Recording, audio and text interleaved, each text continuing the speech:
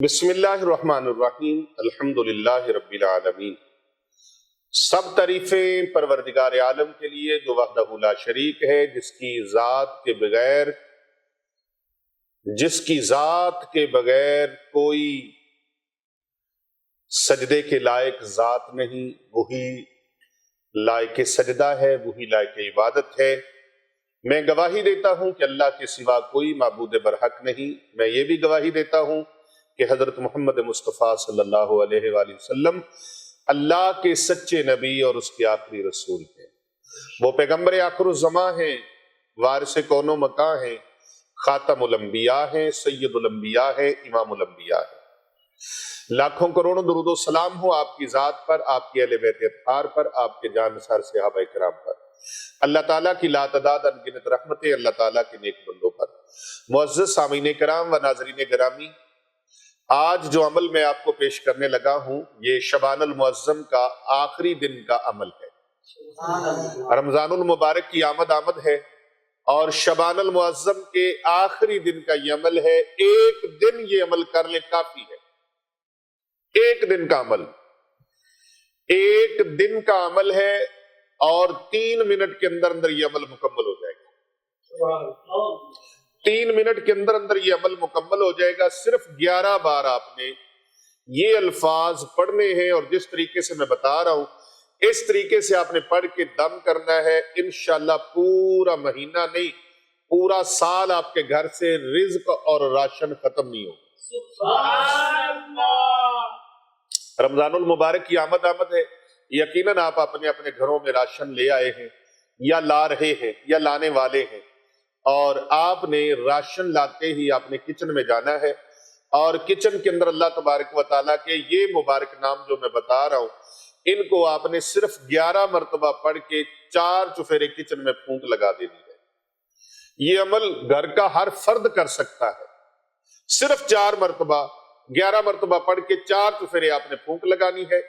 اس کی برکت یہ ہوگی اور اس پھونک کی روحانیت یہ ہوگی کہ گھر کا راشن آپ کا پورا مہینہ نہیں، پورا سال انشاءاللہ ختم نہیں ہوگا، اس میں برکت ہوتی رہے گی۔ مطلب آپ لاتے رہیں گے، اس میں برکت ہوتی رہے گی۔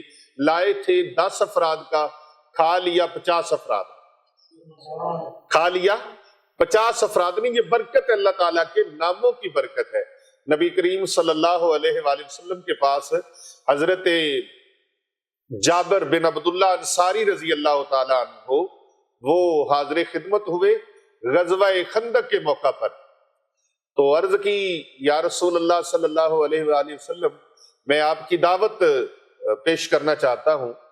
تو سرکار دو جہاں صلی اللہ علیہ وآلہ وسلم کے پاس صحابہ کرام حاضر ہوئے اور انہوں نے اپنے پیٹ سے کپڑا اٹھایا صحابہ نے، تو ایک ایک پتھر باندھا ہوا تھا بھوک کی وجہ سے۔ خندق کی کھدائی ہو رہی تھی اور بڑی سخت زمین، پتھریلی زمین، اور کھدائی ہو رہی ہے، تو بھوک بہت زیادہ لگی ہوئی تھی اور پیٹ پر پتھر باندھے تھے۔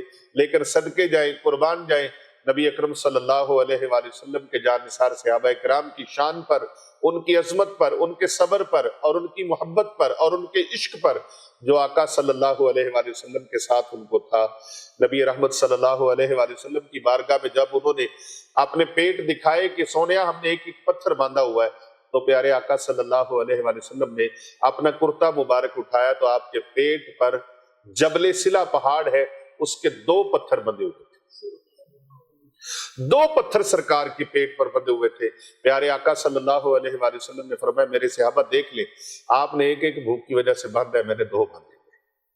اور اس کے بعد پھر حضرت جابر بن عبداللہ انصاری رضی اللہ تعالیٰ عنہ جو مدینہ شریف میں رہتے تھے اور قبیلہ بنو انصار سے ان کا تعلق تھا، انصار قبیلے کے ساتھ وہ منسلک تھے، انصار قبیلے کے ساتھ ان کا تعلق تھا، وہ حاضر خدمت ہوئے۔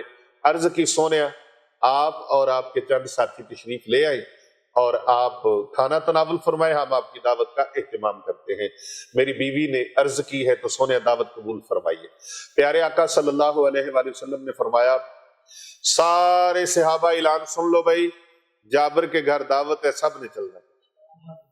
حضرت جابر بن عبداللہ انصاری رضی اللہ تعالیٰ عنہ بڑے حیران اور پریشان ہوئے، لیکن ادب اور احترام کے باعث کچھ عرض نہ کر سکے۔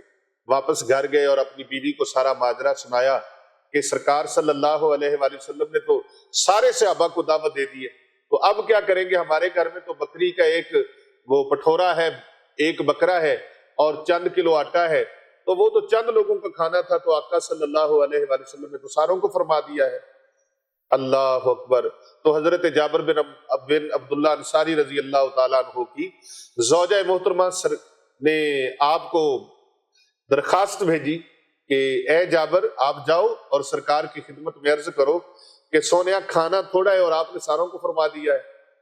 حضرت جابر رضی اللہ تعالیٰ عنہ نے آ کے عرض کی، میرے آقا صلی اللہ علیہ وآلہ وسلم، لجپال آقا پیارے نبی صلی اللہ علیہ وآلہ وسلم نے فرمایا جابر جاؤ اور جب تک ہم آ نہ جائیں کھانا شروع نہیں کرنا۔ حضور اکرم صلی اللہ علیہ وآلہ وسلم سارے صحابہ کو لے آئے اور آپ صلی اللہ علیہ وآلہ وسلم نے حضرت جابر بن عبداللہ انصاری رضی اللہ تعالیٰ عنہ کے گھر میں جو کھانا تیار ہو رہا تھا اس سالن میں اور آٹے میں آپ نے اپنا لعاب مبارک ڈالا، اپنا لعاب دہن مبارک ڈالا۔ تو جب لعاب دہن مبارک ڈالا تو آپ نے فرمایا جاؤ اب کھانا ختم نہیں ہوگا، اور وہ کھانا کم و بیش 1500 صحابہ اکرام رضوان اللہ تعالی علیہ مجمعین نے کھایا اور وہ کھانا ختم نہیں ہوا۔ اللہ نے اتنی برکت فرما دی۔